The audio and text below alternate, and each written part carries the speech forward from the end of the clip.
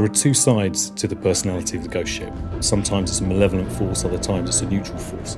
But it's always there in the scene and always talking to the character. It's always shifting. Its metal hulk is always creaking. The ship's always responding to the waves outside, the environment outside, and we try and bring this into the environment for the player when they're inside the ship. What was that noise? What we wanted the player to feel when they were going around the ghost ship was to have a very spooky and damp and cold feel, but yet not knowing what was around the corner. The lights on the ship fail and fade, and so areas are really dark and silhouetted. We wanted it to feel like a dungeon, so we had chains rattling and there's smoke and mist and all of these atmospheric clues to horror films. That's what we wanted to exist inside of this ship.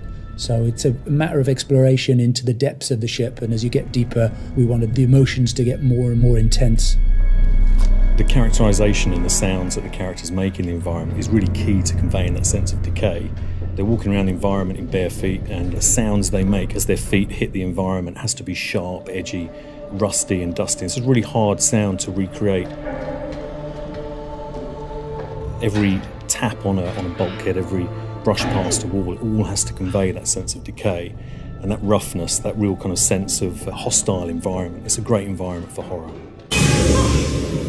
The way the ship's built, there's lots of very unique areas that you wouldn't normally find in everyday sets, such as very long, tight corridors, and they can present somewhat of a challenge when you're thinking about how to shoot in there, but you can kind of use that to your advantage by making shots that work in there that then lend a certain character to it. So for example, we used very short lenses to deal with those wide corridors, which then gave it a nice distorted feel at times and a very acute angle to some of the shots, which creates a certain tension, which was actually like really fitting for those scenes in the ghost ship. Where are you taking me? Now, why would I tell you?